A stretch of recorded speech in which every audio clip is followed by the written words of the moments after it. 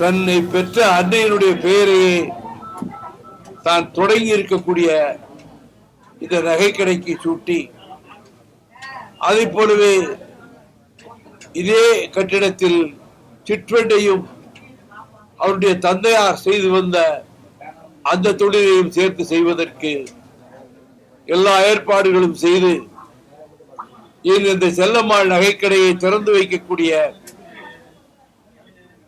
பெரும் பேச்சினை அந்த குடும்பம் எனக்கு வழங்கி இருக்கிறது.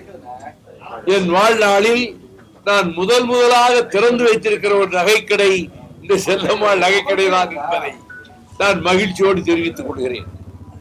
மறுமலர்ச்சி திராவிட முன்னேற்ற கழகத்தில் நடைபெறுகிற இந்த நிகழ்ச்சிக்கு தலைமை ஏற்றிருக்கிற கழகத்தினுடைய உயர்நிலை குழு உறுப்பினரும் தெற்கு தொகுதியினுடைய சட்டமன்ற உறுப்பினரும் மக்கள் சேவகர் என்று எல்லோரும் போற்றும்படி கட்சி வித்தியாசம் பார்க்காமல் ஜாதி மத வித்தியாசம் பார்க்காமல் அருந்தொண்டு ஆற்றி வருகிற எனது ஆறுயிர் சகோதரர் தியாக வேங்கை புதூர் பூமிநாதன் அவர்களே, இந்த நிகழ்ச்சியிலே கலந்து கொண்டிருக்கின்ற மதுரை வடக்கு மாவட்ட செயலாளர் அன்பு சகோதரர் மார்நாடு அவர்களே,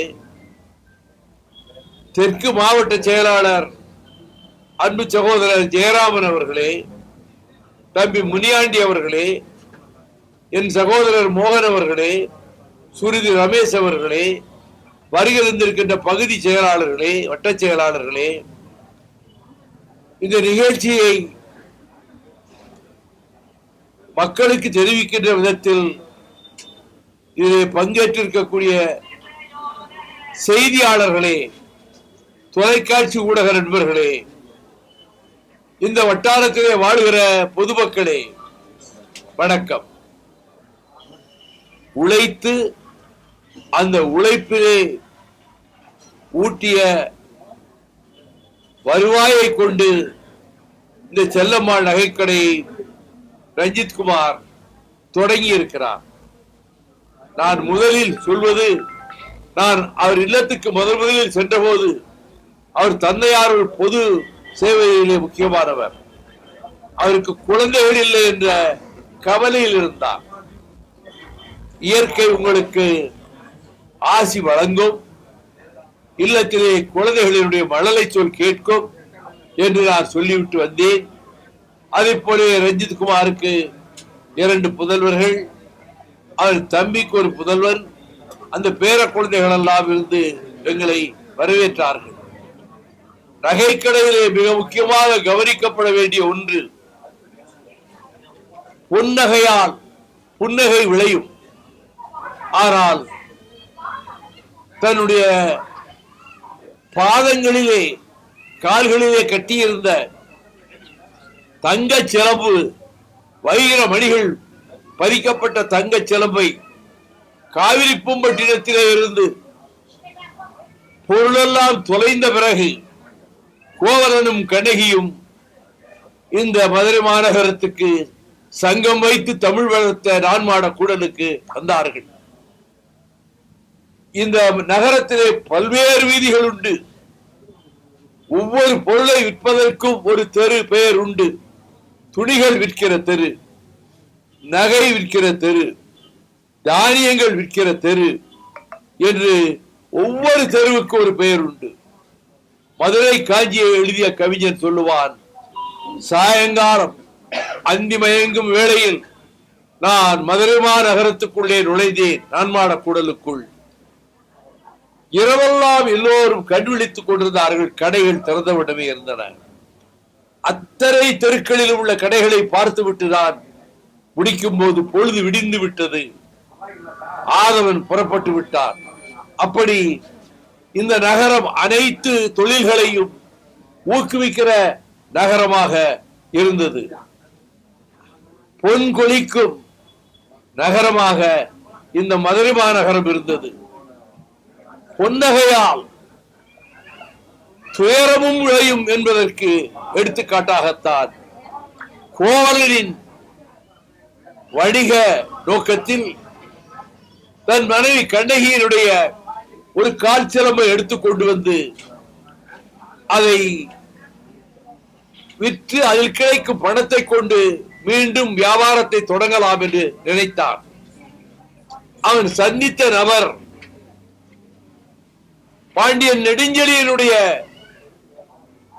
மனைவியினுடைய காற்சிலம்பை பழுது பார்த்து தருகிறேன் என்று அந்த சிலம்பை எப்படியாவது மோசடியாக எடுத்துக்கொள்ள வேண்டும் என்று கருதி கோவலர் கையிலே இருக்கிற சிலம்பு அவ்வளவு ஜொலிக்கிறதே என்ற வகையில் இந்த இடத்திலே இரு, நான் சிலம்பை அரசிக்கு அரண்மனைக்கு சென்று விற்பதற்கு ஏற்பாடு செய்து விட்டு வருகிறேன் என்று சொல்லி போனவன் அங்கே சபையிலே பாண்டியன் நெடுஞ்செழியன் சபையிலே நடனம் நடைபெற்றுக் கொண்டிருக்கிறது.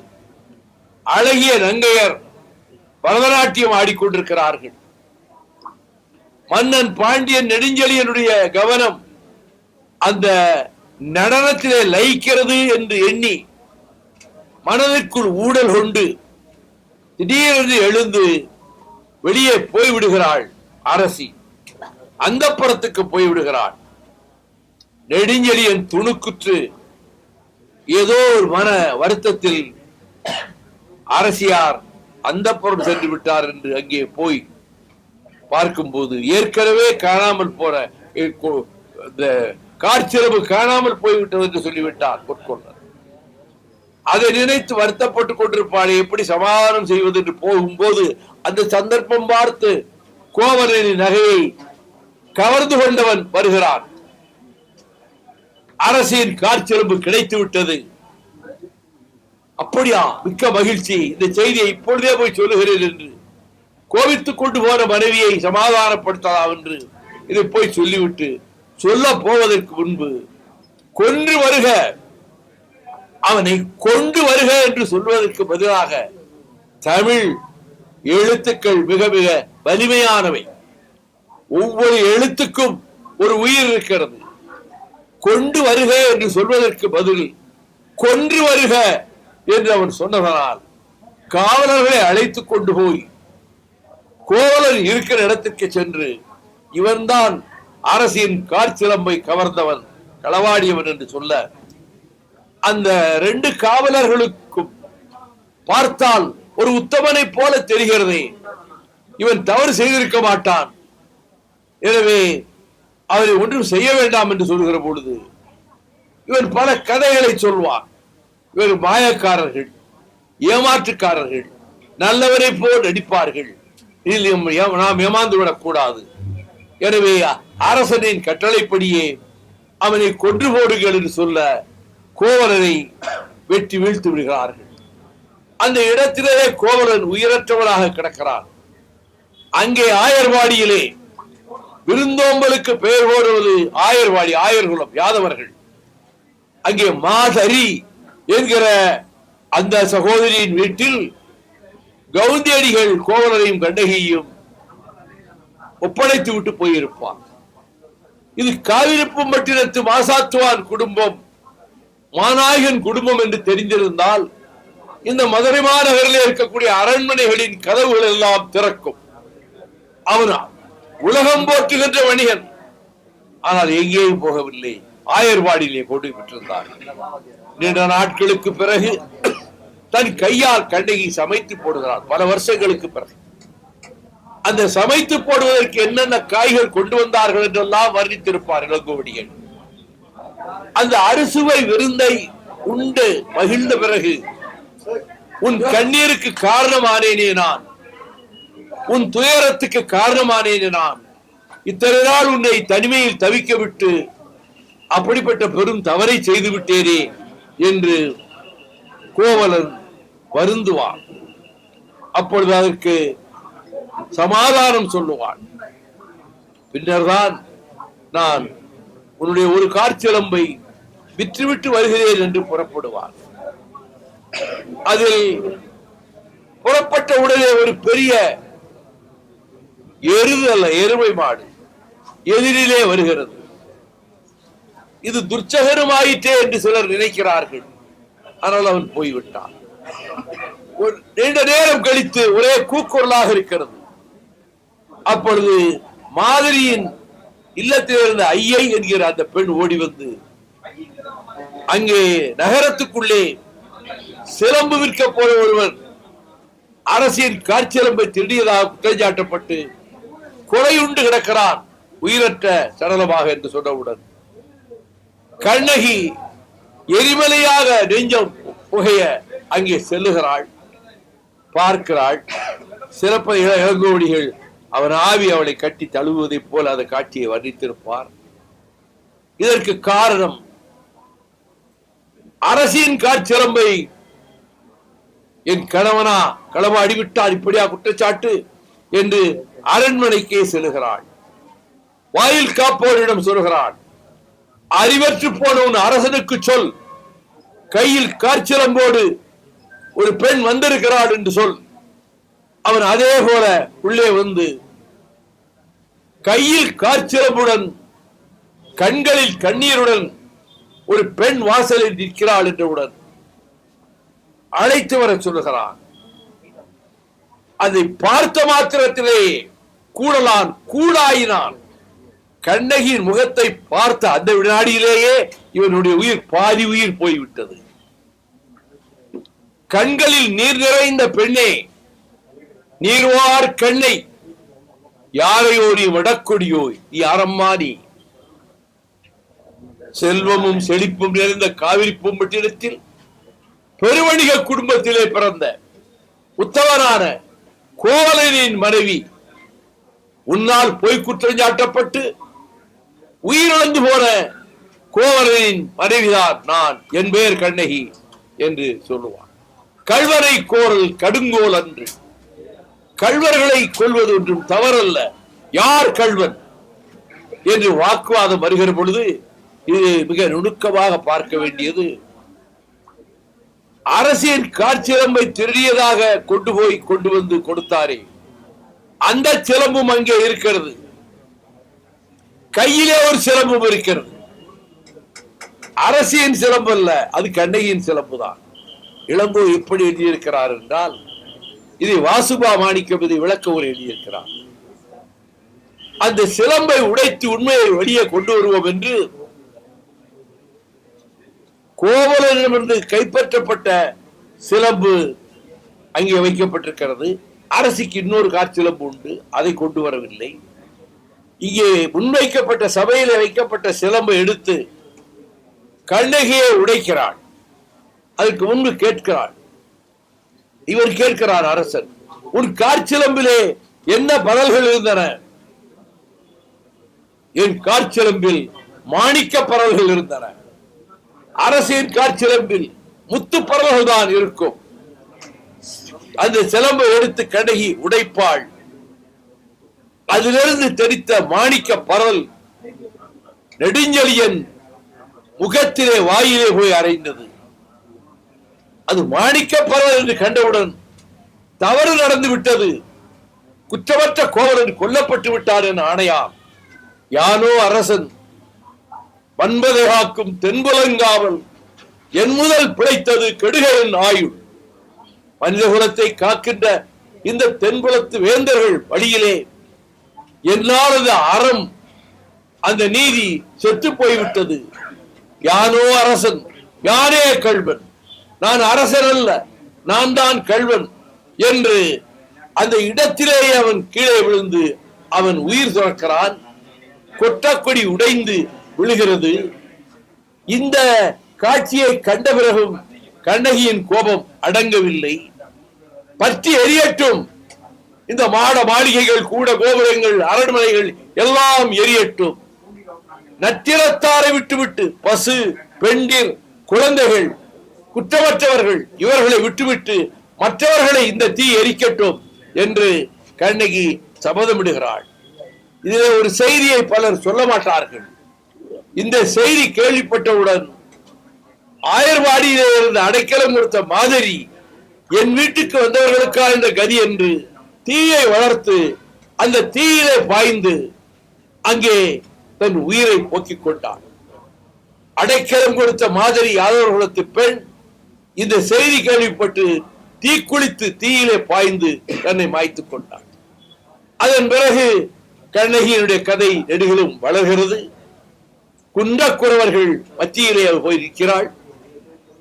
விவாதத்திலே வந்து கோவலன் அவளை ஏற்றிக்கொண்டு போய் விட்டார் என்று இளங்கோ சொல்லுவார். அப்பொழுது சேரன் செங்குட்டுவன் அங்கே வருகிறார் அந்த மலைவாழ் பகுதிக்கு. இந்த செய்தியை அவரிடம் போய் சொல்லுகிறார்கள். அப்பொழுது அவர் சொல்லுவான், சேரன் செங்குட்டுவன், தான் ஒரு தவறு செய்து விட்டேன், அதனால் நீதி பிழைத்தது என்ற செய்தி பிற மன்னர்களின் காதில் போய் விழுவதற்கு முன்பாகவே தன் உயிரை போக்கிக் கொண்ட உத்தமன் அல்லவா பாண்டியன் நெடுஞ்செழியன் என்று சொல்லிவிட்டு மனைவியிடம், இதில் யார் சிறந்தவர்கள்? கோப்பெருந்தேவி மன்னன் நெடுஞ்செழியன் மடிந்தவுடன் அக்கணத்திலே அவன் மீது விழுந்து கோப்பெருந்தேவி மனைவி உயிரை விட்டு விட்டாள். இந்த கோப்பெருந்தேவியா கண்ணகியா யாரிலே சிறந்தவர்கள் என்று கேட்பான். அவர் சொல்வாள், கண்ணகிக்கு வானுலகிலே கோப்பெருந்தேவி வானுலகத்திலே இடம் கிடைத்து விட்டது, கண்ணகிக்குத்தான் சிறப்பு செய்ய வேண்டும். அப்படியான பத்திரிக்கை நான் இமயமலை சென்று கல்லெடுத்து கொண்டு வந்து கண்ணகிக்கு கோட்டம் அமைக்கிறேன் என்று சொன்னதாக அந்த சிலப்பதிகார கதையிலே போகிறது. டாக்டர் கலைஞர் அவர்கள், முத்தமிழ் அறிஞர் அவர்கள், அருமையான தமிழ் காவியங்களை இயற்றியவர். பூம்புகார் திரைப்படத்தை எடுத்தார், சிலப்பதிகாரத்தை மீண்டும் எழுதினார். அதில் பொற்கொள்ளர் என்பதை மாற்றிவிட்டார். ஒரு குறிப்பிட்ட சமுதாயத்தை சேர்ந்தவர்கள் குற்றஞ்சாட்டப்படுகிறார்கள் என்று கருதி பொற்கொள்ளர் தவறு செய்யவில்லை, அரண்மனையில் ஒரு வேலைக்காரன் அந்த சிலம்பை திருடிவிட்டு பழி பொற்கொள்ளர் மீது வந்து விட்டது என்று அந்த திரைப்படத்திலே அந்த காட்சியவே மாற்றி அந்த சமுதாயத்தினுடைய உள்ளம் புண்பட்டு விடக் கூடாது என்பதற்காக அந்த காப்பியத்தை மாற்றினார். இன்றைக்கு என்னுடைய தம்பி ரஞ்சித் குமார் அந்த சிறப்பு பெற்ற மதுரை மாநகரிலே தங்க நகைகள் விற்பனை செய்கிற நகைக்கடை வைத்திருக்கிறார். அவருக்கு நான் சொல்லுகிற அறிவுரை யோசனை எல்லாம், யாராவது வந்து இந்த சங்கிலியை வாங்கி கொண்டு அல்லது கம்மலை வாங்கி கொண்டு காதிலே போடுகிற அந்த காதடியை வாங்கி கொண்டு நீங்கள் பழங்குடிகளை விற்கிறேன்னு சொல்லி சொன்னா வாங்கக்கூடாது. பல நகைக்கடைகளில் திருட்டு போன நகைகளை கொண்டு வந்து கொடுத்து அதில் காசு பாதி காசு கொடுத்தாலும் வாங்கிட்டு போட்ட பிறகு காவல்துறையினர் தேடி பிடித்து அந்த நகைக்கடைக்காரத்தான் குற்றவாளி பட்டியலில் ஒருவாக சேர்ப்பார்கள். சங்கரங்கோவில் அப்படி ஒரு சம்பவம் நடந்தது. நான் தலையிட்டு அந்த குடும்பத்தை காப்பாற்றி கொடுத்தேன். நல்லவர்கள், தப்பு செய்யாதவர்கள், எங்கோ திருடிய நகையை அந்த ராமகிருஷ்ணன் அவருடைய கடையிலே கொண்டு வந்து கொடுத்து அவர்கள் விவரம் தெரியாமலை வாங்கி கொண்டதனால் அவர்களை குற்றவாளியாக காவல்துறையை சேர்த்து விட்டார்கள். நான் தலையிட்டு அவர் நேர்மையாக நகைக்கடை நடத்தி வருபவர், அவரை விட்டு விடுகிறார், குற்றப்பத்திரிகையிலிருந்து நீக்கி விட்டார். அதனால யாராவது நகையை விற்க வந்தா வாங்கக்கூடாது. அது சரியான ஆதாரங்களோடு இது ஒரு நல்ல குடும்பம், அந்த குடும்பத்தில் இருந்து உண்மையான அவங்க நகையைத்தான் விற்க வராங்கன்னு தெரிஞ்சாதான் அதை நீங்கள் வாங்கணுமே தவிர வாங்கக்கூடாது. அண்ணனும் தம்பி சார், நான் வந்து உங்க பிரஸுக்காக வரல, நான் ரஞ்சித்துக்காக வந்திருக்கேன், ரஞ்சித்துக்காக பேசிட்டு இருக்கேன். பேட்டி எடுக்கணும்னா ஏர்போர்ட்டுக்கு வாங்க, பேட்டி கொடுக்குறேன். இப்படி குறுக்க புகுந்தெல்லாம் கேட்டேன்னா அதுக்கு பதில் சொல்ற ஆள் நான் இல்லடா. நான் வந்து உங்களுக்காக வரல, ரஞ்சித்துக்காக வந்திருக்கேன். ரஞ்சித்துக்காக நகைக்கடையை பத்தி பேசிக்கிட்டு இருக்கேன். உங்களுக்கு அவசரம், அதனால 2 கேள்வியை கேட்கணுங்கிறதுக்காக நீங்க காத்துக்கிட்டு இருக்கீங்க. இப்ப அவர் ஏன் குறுக்க புகுந்தாரு? எதுக்கு குறுக்க புகுந்தாரு? நான் வந்த நிகழ்ச்சி உங்களுக்காக அல்ல, இவருக்காக. உங்களுக்கு விருப்பம் இருந்தா நடைபெற நிறைவு நிகழ்ச்சிக்கு வாங்க. நிறைவு நிகழ்ச்சிக்கு புறப்படுறதுக்கு முன்னாடி வந்து பாருங்க, நான் பிரஸுக்கு பேட்டி கொடுக்குறேன். கொடுத்திருப்பேன். நான் பேசிட்டு இருக்கும் போதே இல்ல எங்க விஷயத்துக்கு வரணும்னு சொன்னா உங்க விஷயத்துக்காக வரலையே. நானு நேற்றுக்கு புறப்பட்டு விமானத்தில் ஏன் சொந்த செலவுல டிக்கெட் எடுத்து மதுரைக்கு வந்து இப்ப நான் மீண்டும் சாயங்காலம் ஹாக்கி மேட்ச் பார்க்க போறதுக்காக 1:30 பிளைட்டுக்கு போறதுக்கு நான் அவசரமா புறப்பட்டுக்கிட்டு இருக்கிறேன். இருந்தாலும் ஒப்புக்கு வந்ததாக இல்லாமல் என் தம்பியினுடைய நகைக்கடை திறப்பு விழாவிலே உரையாற்ற வேண்டும் என்ற அந்த நோக்கத்தில் நான் இவ்வளவு நேரம் பேசுவதை கேட்க உங்களுக்கு பொறுமை இல்லை. சிலப்பதிகாரத்தை பற்றி இது எத்தனை பேருக்கு முழுமையாக தெரியும்? இந்த நகரத்தின் பெருமையை பற்றி எத்தனை பேருக்கு உங்களுக்கு தெரியும்? நீங்கள் தெரிந்து கொள்ள வேண்டும் என்பதற்காகத்தான் நான் பேசுகிறேன், இவருக்காக பேசுகிறேன். இது வீடியோ செய்யப்படுகிறது, டேப் ரெக்கார்டிலே பதிவு செய்யப்படுகிறது. ஒரு நாளைக்கு வீட்டிலே தனியாக இருக்கும் போது குடும்பத்தாரெல்லாம் போட்டு பார்ப்பாங்க.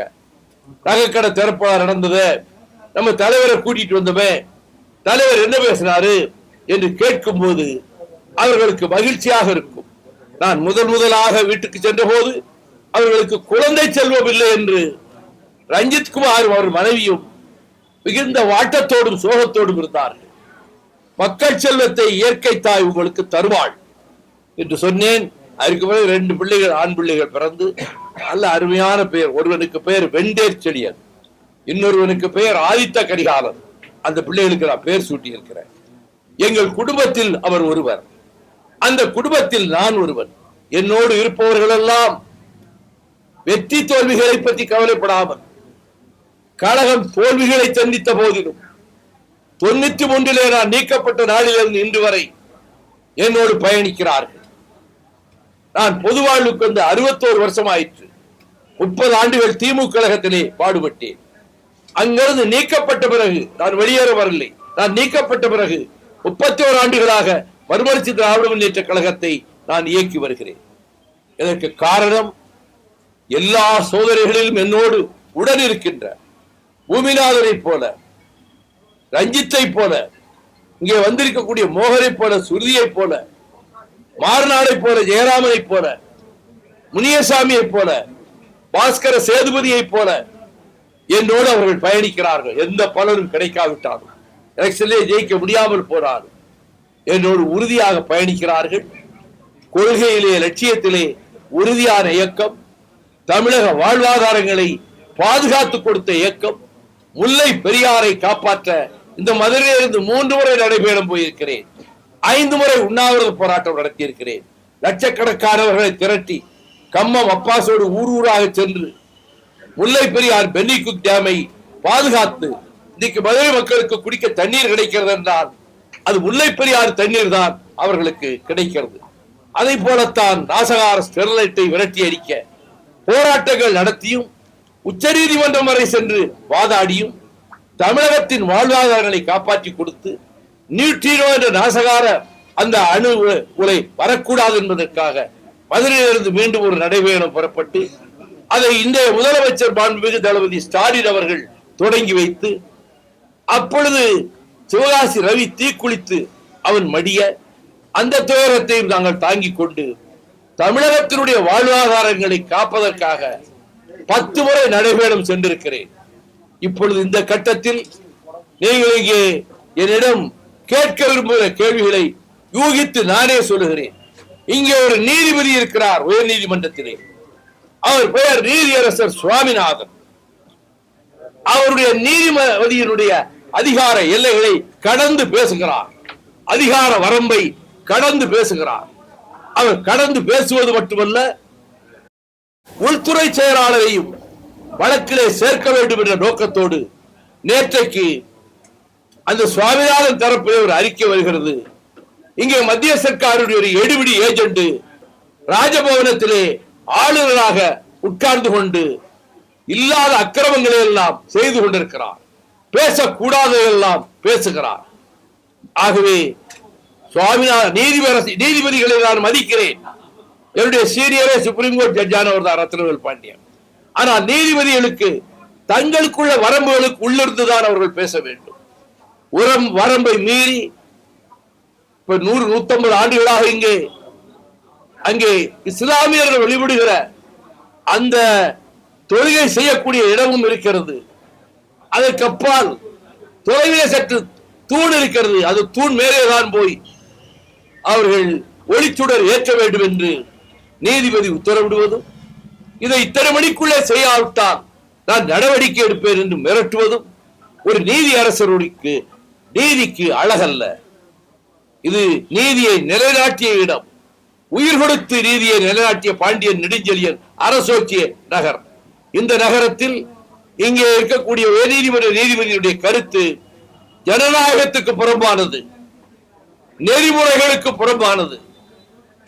நீண்ட காலமாக இந்த பிரச்சனையில் இந்துக்களுக்கு முஸ்லிம்களுக்கும் இடையிலே எந்த கருத்து வேறுபாடும் கிடையாது, எந்த மோதலும் கிடையாது.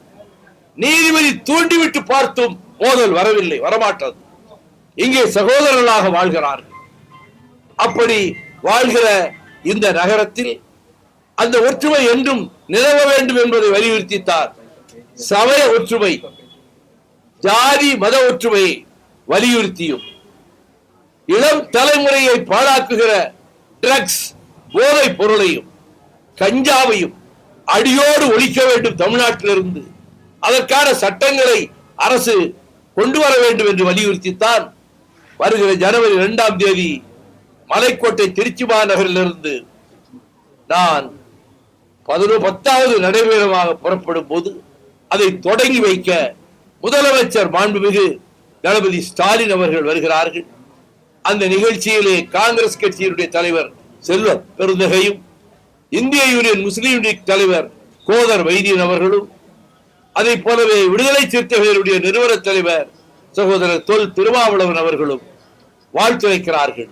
அதற்கு பிறகு அடுத்த இடத்தில் விராலிமலையில் இந்திய கம்யூனிஸ்ட், மார்க்சிஸ்ட் கம்யூனிஸ்ட் உள்ளிட்ட தோழமை கட்சி தலைவர்கள் வந்து வாழ்த்துகிறார்கள். மேலூரிலே அதை போல எங்கள் இயக்கங்களோடு தொடர்பு கொண்டிருக்கக்கூடிய தோழமை கட்சி தலைவர்கள் வாழ்த்துகிறார்கள். 12ஆம் தேதி மதுரையில் நிறைவு கூட்டத்துக்கு கவிப்பேரரசர் வைரமுத்து அவர்கள் வந்து வாழ்த்துகிறார்கள். அதை போல கலை உலகிலே தந்தை பெரியாராகவே பெரியார் படத்திலே நடித்தவரும் உண்மையான சுயமரியாதைக்காரரும் ஈழத்து உணர்வாளரும் தன்மான உணர்ச்சி கொண்டவருமான புரட்சி தமிழர் சத்யராஜ் அவர்களும் வைரமுத்து அவர்களும் இந்த மதுரை மாநகரத்தின் நிறைவு நிகழ்ச்சியிலே கலந்து கொள்கிறார்கள். அந்த நிகழ்ச்சிக்கும் இப்படி நிகழ்ச்சிகள் எத்தனை நடத்தினாலும் மக்களிடம் கொண்டு போய் சேர்ப்பது ஏடுகளும் ஊடகங்களும் தொலைக்காட்சி ஊடகங்களும் தான். அந்த தொலைக்காட்சி ஊடகங்களினுடைய கருணை பார்வை எங்கள் மீது அதிகமாக படுவதில்லை.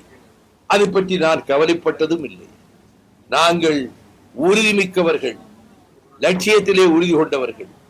இந்த செந்தமிழ் நாட்டில் தந்தை பெரியாரும் பேரறிஞர் அண்ணாவும் டி.எம். நாயரும் நடேசனாரும் பி.டி. தியாகராயரும் பதியன் போட்டு வளர்த்து டாக்டர் கலைஞரை போன்ற தலைவர்கள் பாதுகாத்து அண்ணன் மதுரை முத்து போன்ற மாவீரர்கள் ரத்தம் சிந்தியும் கலகங்களை எதிர்கொண்டும் கட்டி காத்து வளர்த்த திராவிட இயக்கம் தலைத்த தமிழ்நாட்டில் இந்துத்துவ சக்திகள் உள்ளே நுழைய முனைந்து சமஸ்கிருதத்தை பின்னணியாக கொண்டு அவர்கள் இங்கே RSS கூட்டம் எப்படியாவது மீனாட்சி அம்மன் கோயில் பிரசித்தி பெற்று விளங்குகின்ற மதுரை மாநகரிலே நுழைந்து விடலாம் என்று கருதுகிறார்கள்.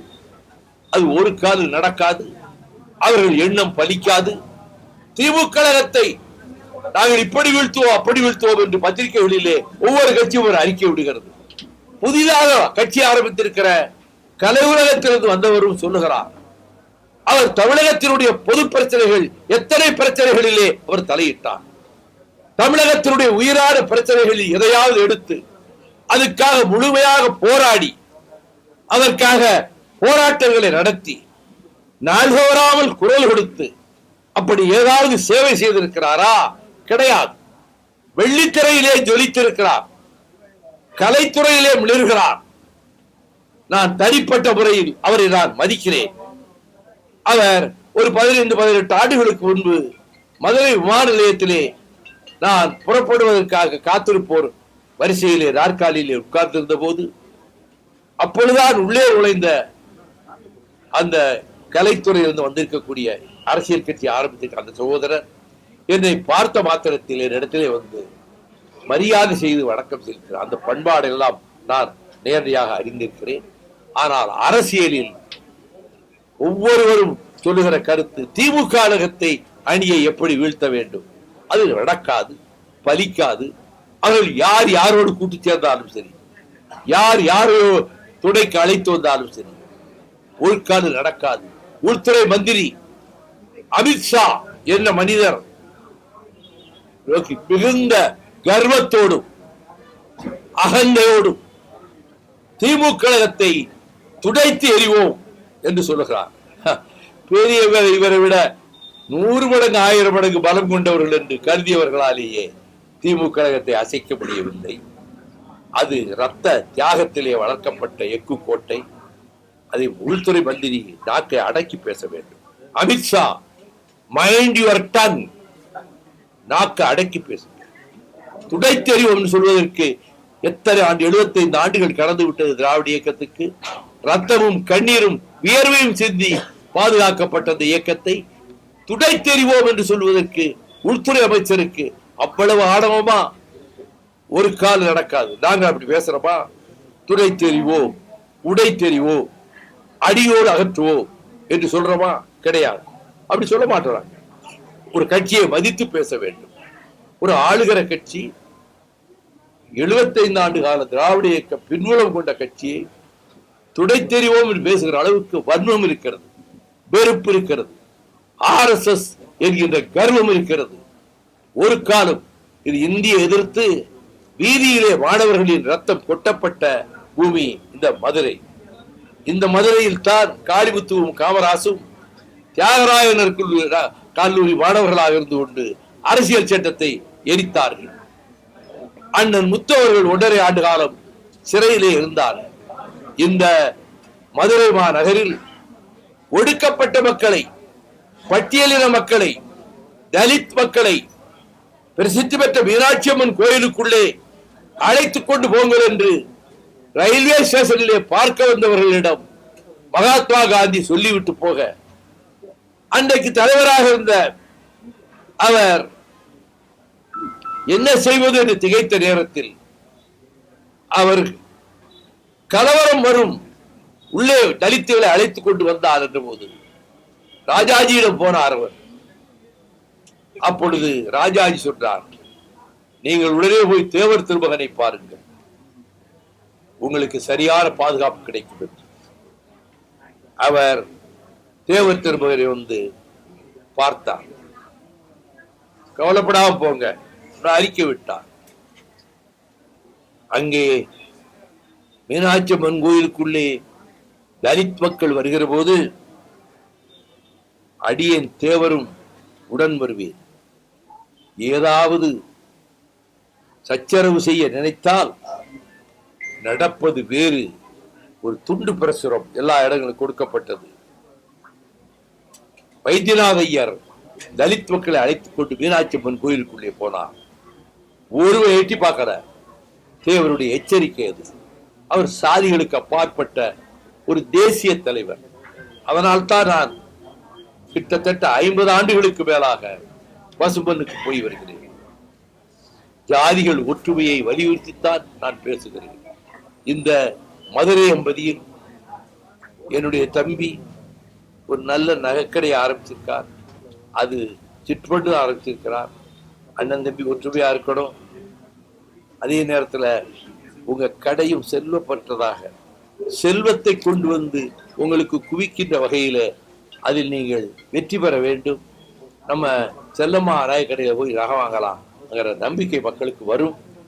அந்த வகையில் வருகிற வாடிக்கையாளர்களிடத்திலே அன்பாக பேசி, அவர்கள் எவ்வளவு நேரம் அதை நகை எடுக்கிறதுக்கு நேரத்தை செலவழித்தாலும், கடைசியில் ஒண்ணுமே வாங்காம போனாலும் முகஞ்சுளிக்காம வருகிற வாடிக்கையாளர்களுக்கு நீங்கள் உபசரிக்கின்ற உணர்வோடு இருந்தால் அவர்கள் வருவார்கள். கடை நல்லா நடக்கும். நிச்சயமா நல்ல செல்வம் பெருகும். இதை விட பெரிய நகை கடையா நீங்க வைக்கிற அளவுக்கு என்னுடைய தம்பி ரஞ்சித் குமார் குடும்பம் செல்வத்திலே திளைக்கட்டும். அவர் 100 ஆண்டு கடந்து வாழட்டும். மறுமலர்ச்சி திராவிட முன்னேற்ற கழகத்திற்கு ஒரு தூண்களில் ஒருவராக அவர் இருந்து இந்த இயக்கத்துக்கு பாடுபடட்டும். அனைவரையும் அரவணைத்து செல்லுகிற எங்களுடைய தெற்கு தொகுதி சட்டமன்ற உறுப்பினரும் கட்சியினுடைய உயர்நிலைக்குழு உறுப்பினருமான என் ஆர்வீர் சகோதரர் புதூர் பூமிநாதன் தலைமையில் இயக்கம் மேலும் வெற்றிகரமாக வளரும். வரப்போகிற அந்த 12ஆம் தேதி கூட்டத்தை சிறப்பாக நடத்துவதற்கு அவருக்கு எல்லோரும் ஒத்துழைப்பு கொடுக்க வேண்டும் என்று கேட்டு, நீங்கள் எந்த கேள்வி கேட்க விரும்பினாலும் பதில் சொல்ல வைகோ தயாராக இருக்கிறார் என கூறி முடிக்கிறேன்.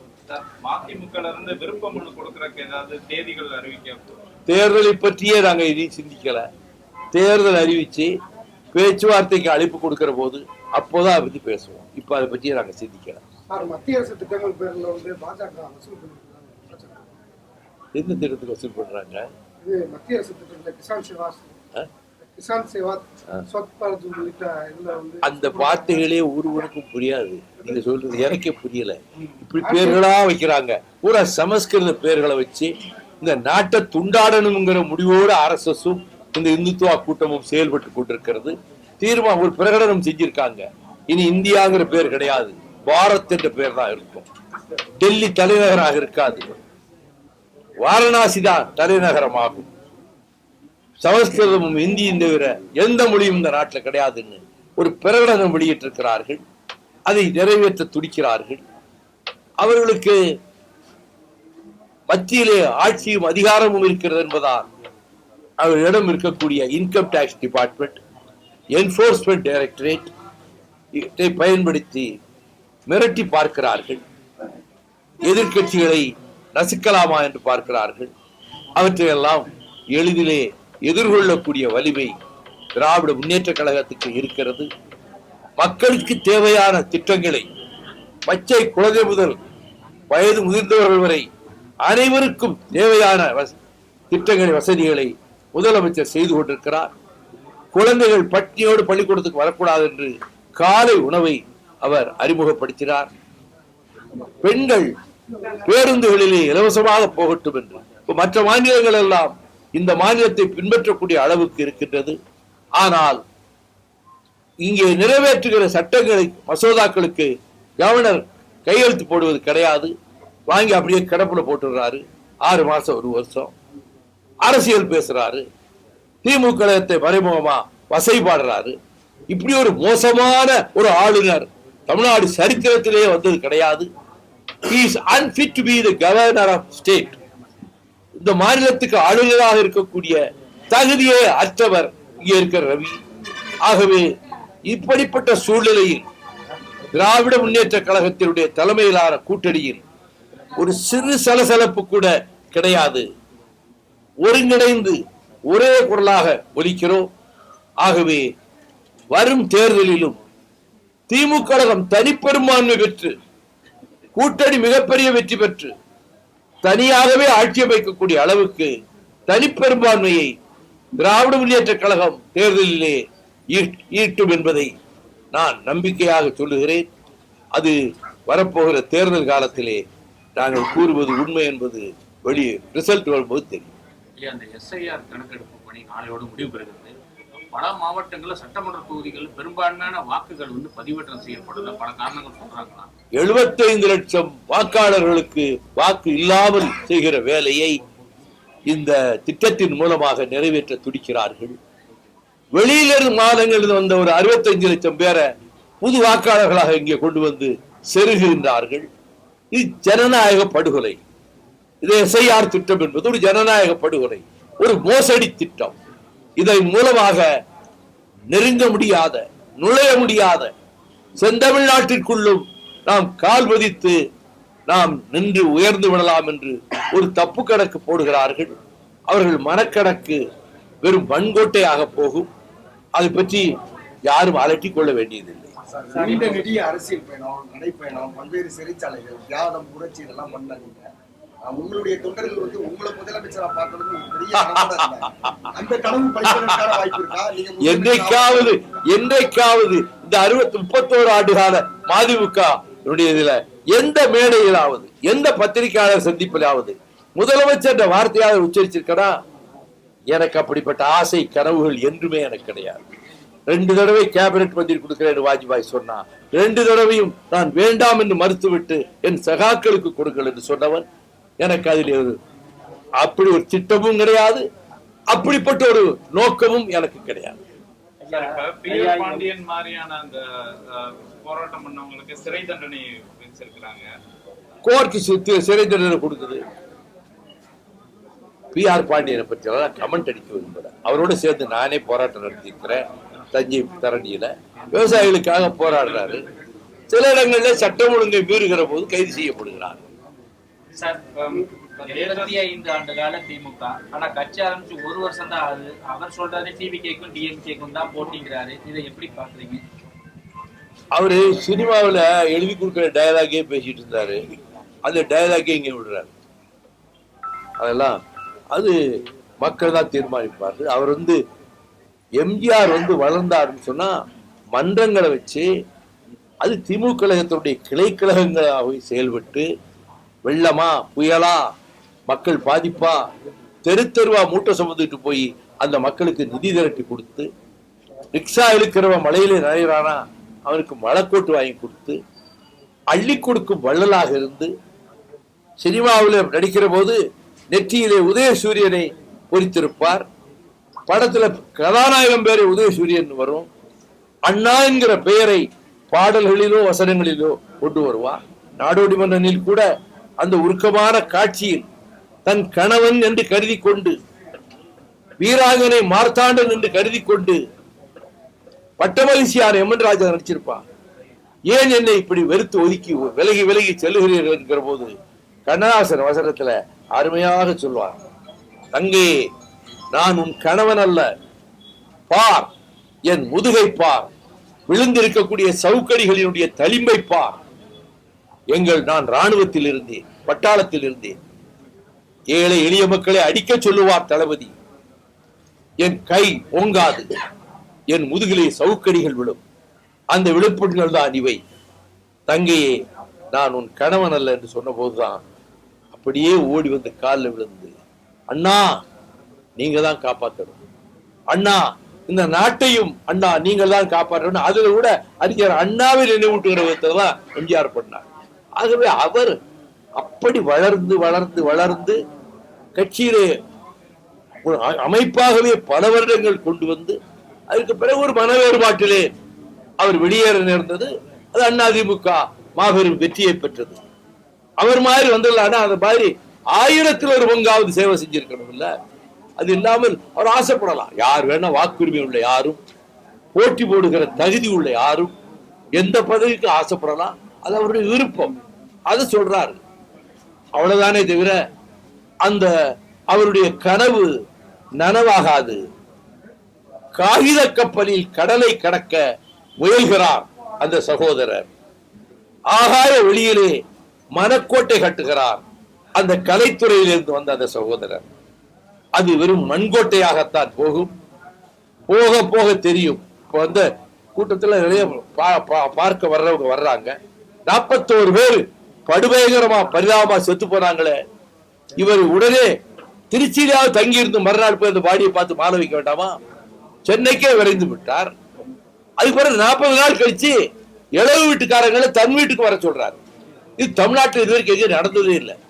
துக்க வீடுன்னா அங்க வீட்டுக்கு 10 நாள் கழிச்சோ 1 மாசம் கழிச்சோ தாம் தான் போகணும். அவங்களை வரவழைச்சு நிதியை கொடுத்து விட்டு நான் உங்களுக்காக நான் ரொம்ப வருத்தப்படுறேன்னு சொல்லுவது எடுத்த எடுப்பிலேயே அவர் செய்த மிகப்பெரிய பிழை என்று நான் நேற்றே விமான நிலையத்தில் வைத்து சொன்னேன். ஆக முதல் கோடல் முற்றும் கோடல் என்பதை போல தொடக்க நிகழ்ச்சியிலேயே அவர் பொறுப்பேற்று நடந்து கொண்டதா, இப்படி நடந்து விட்டதே என்கிற குற்ற உணர்ச்சி துளியளவும் இல்லாமல் அவர் நடந்து கொண்டதால் அவர் பொது வாழ்வில் அவர் நினைக்கிற இடத்துக்கு வர முடியாது.